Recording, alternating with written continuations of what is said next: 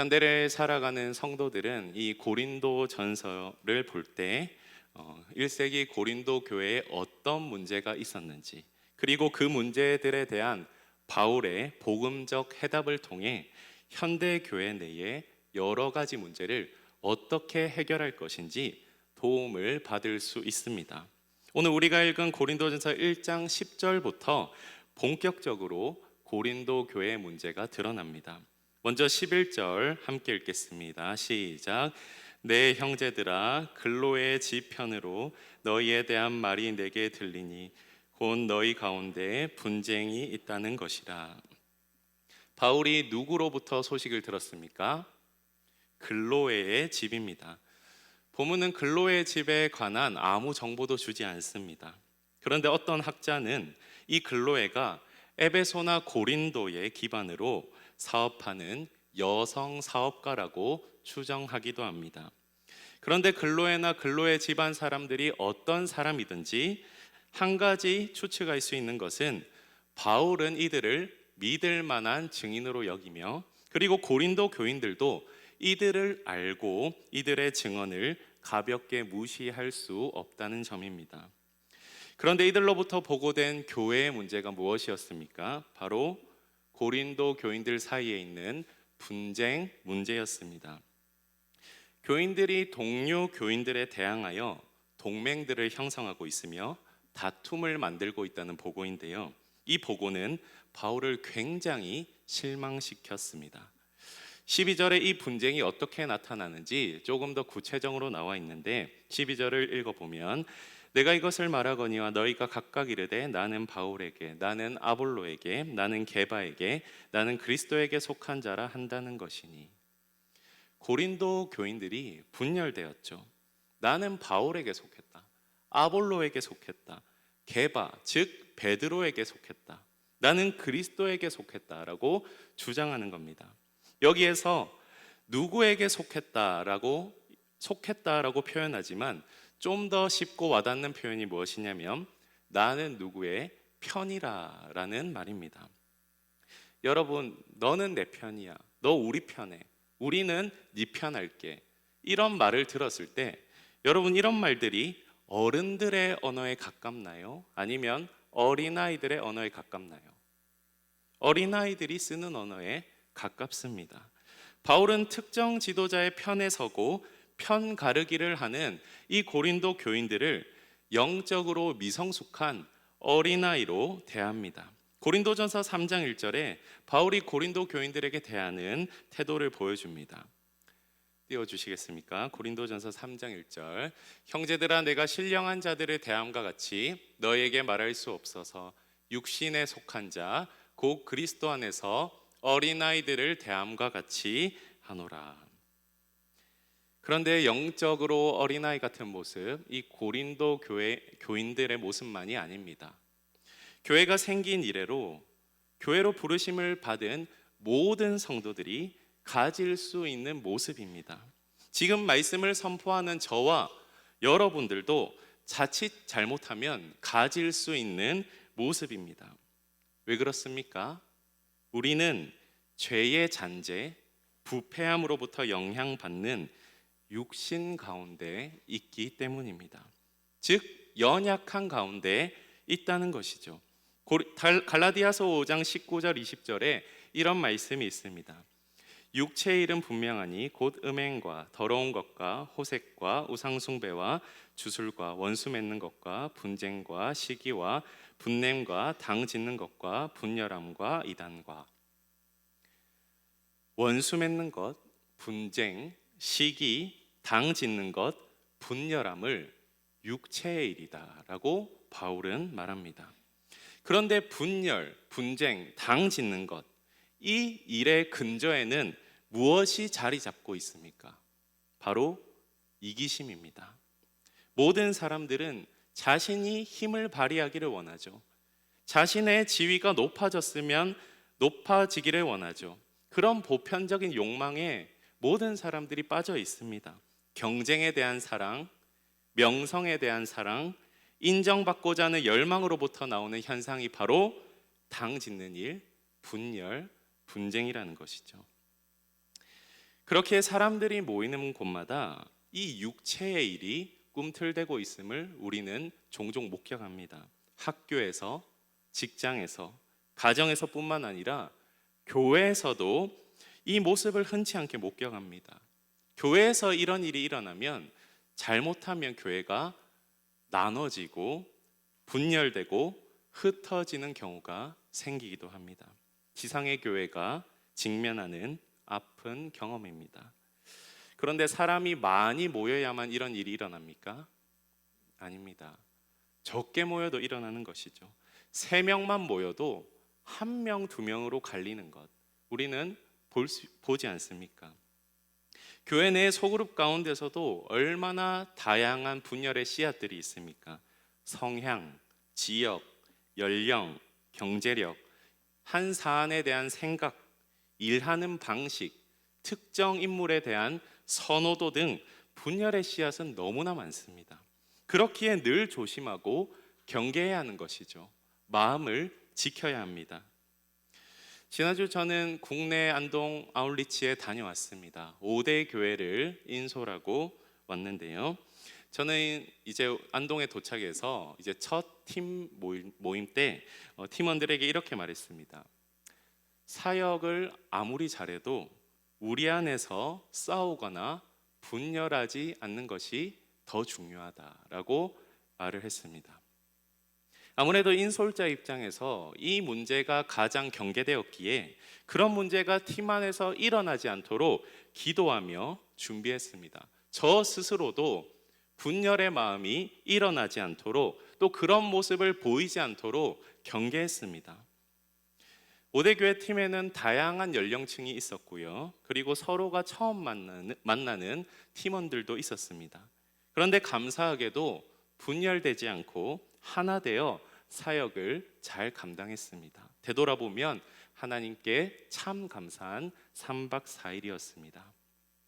다시 말씀으로 돌아와서 특정 지도자를 따르며 교회 내 분쟁을 조장했던 고린도 교인들에게 바울은 질문조로 이런 일침을 가합니다. 13절입니다. 그리스도께서 어찌 나뉘었느냐? 바울이 너희를 위하여 십자가에 못 박혔으며 바울의 이름으로 너희가 세례를 받았느냐? 바울은 고린도 교인들이 보여주는 이 분열의 모습을 마치 그리스도께서 여러 조각으로 잘리는 심상으로 표현합니다. 그리스도께서 어찌 나뉘었느냐? 반대로 말하면 그리스도께서는 나뉠 수 없는 분이시다.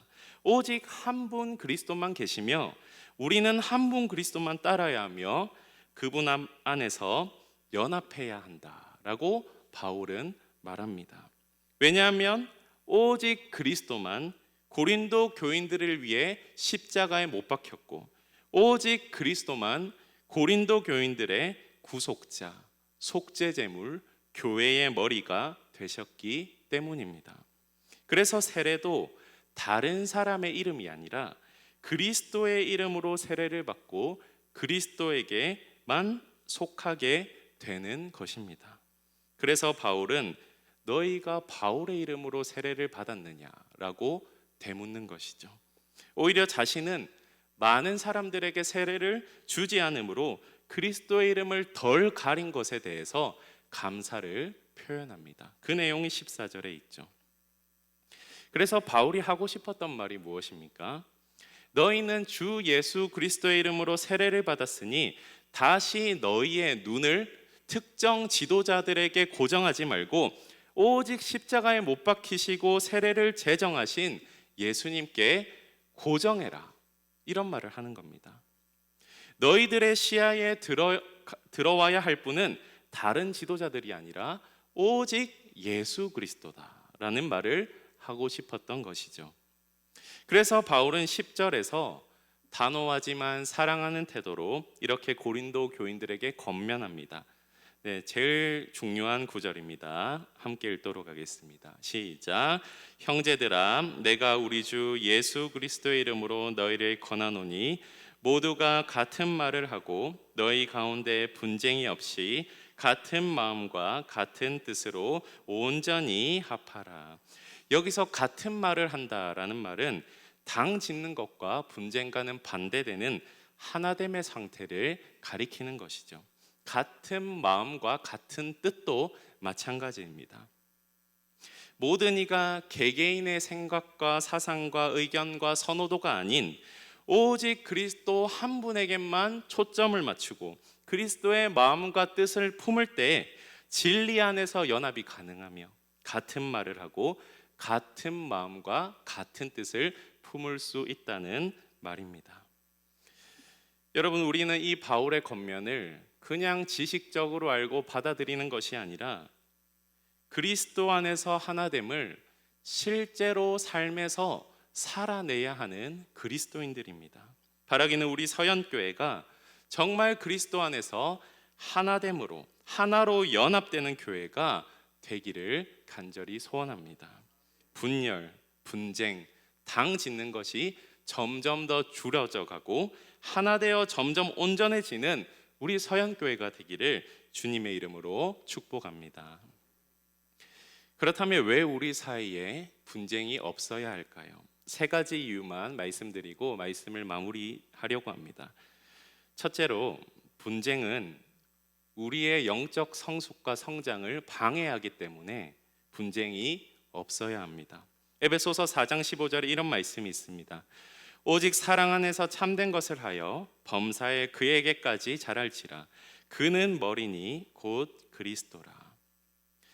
우리 그리스도인들은 머리 대신 그리스도에게 자라면서 그리스도의 성숙한 몸이 됩니다. 믿는 우리 가운데 분쟁이 있으면 하나님께서 원하시는 만큼 성숙하지 못하게 되죠. 여전히 어린아이로 머물게 되는 것입니다. 영적 성장은 성도들이 하나가 될 때 이루어진다는 사실을 꼭 기억하시기 바랍니다. 둘째, 분쟁은 우리로 하여금 복음 전파 사명에서 멀어지게 만들기에 분쟁을 그쳐야 합니다. 바울은 17절에서 자신의 유일한 사명은 복음을 전파하는 것이라고 말했습니다. 그는 자신의 영향력이나 말하는 방식, 심지어 세례를 준 한 사람으로 기억되기를 원하지 않았습니다. 고린도전서 1장 17절에 보면 그리스도께서 나를 보내심은 세례를 베풀게 하려 하심이 아니요 오직 복음을 전하게 하려 하심이로되 말의 지혜로 하지 아니함은 그리스도의 십자가가 헛되지 않게 하려 함이라. 바울은 자신이 어떤 사람으로 남기를 원하죠? 바로 복음을 신실하게 전한 사람으로 남게 되기를 원합니다. 우리가 만약 개인적으로 선호하는 성향에 따라 분열하는 삶을 계속 살게 될 때 우리는 주변 사람들과 복음을 나누기 위해, 복음으로 교제하기 위해 하나님께서 우리에게 매일매일 주시는 기회를 놓치게 될 것입니다. 만민에게 복음을 전하라. 이 말씀을 우리가 실천하려면 분열을 그쳐야 합니다. 누구에게든지 복음을 전할 수 있어야 됩니다. 연합의 마음을 품고 있을 때 복음이 전해집니다. 셋째, 분쟁은 하나님이 누구신지 드러내는 데 있어 세상에 대한 영향력을 감소시키기에 분쟁이 없어야 합니다. 다시 한번 말씀드리겠습니다. 분쟁은 하나님이 누구신지를 드러내는 데 있어 세상에 대한 영향력을 감소시키기에 분쟁이 없어야 한다는 겁니다. 요한복음 17장에서 예수님께서 하나님께 대제사장적 기도를 올리십니다. 21절에 이런 말씀이 있습니다. 아버지여, 아버지께서 내 안에 내가 아버지 안에 있는 것 같이 그들도 다 하나가 되어 우리 안에 있게 하사 세상으로 아버지께서 나를 보내신 것을 믿게 하옵소서. 즉 예수님은 자신을 따르는 모든 사람들이 연합하는 것을 통해 자신이 하나님의 아들이심을 세상이 믿게 해달라고 기도하신 겁니다. 신자인 우리가 연합할 때, 연합되고 하나가 될 때 세상이 예수 그리스도를 믿는 역사가 일어난다는 말입니다. 반면 신자인 우리 사이에 분열이 있을 때 그 분열은 완벽하게 연합된 삼위일체 하나님이 어떤 분이신지 보여주는 그 능력이 줄어들게 만드는 결과를 일으키게 된다는 겁니다. 사랑하는 여러분, 그러하기에 우리는 분열과 분쟁을 그치고 연합을 도모하는 자들이 되어야 할 것입니다. 그리스도는 나누어지지 않습니다. 따라서 그리스도 안에 있는 성도들도 분열되어서는 안 됩니다. 육신의 일보다 교회의 머리이신 그리스도께 초점을 맞출 때 연합이 나타나게 될 것입니다. 평안에 매는 줄로 성령이 하나 되게 하신 것을 힘써 지키는 우리 서현교회 성도님들 되시기를 주님의 이름으로 축복합니다. 그리하여 같은 마음과 같은 뜻을 품고 그리스도께로 자라는 성숙한 그리스도인, 복음을 누구에게나 나눌 수 있는 그리스도인, 연합을 통해 하나님이 누구신지 세상에 드러내는 그리스도인이 다 되시기를 주님의 이름으로 축복합니다.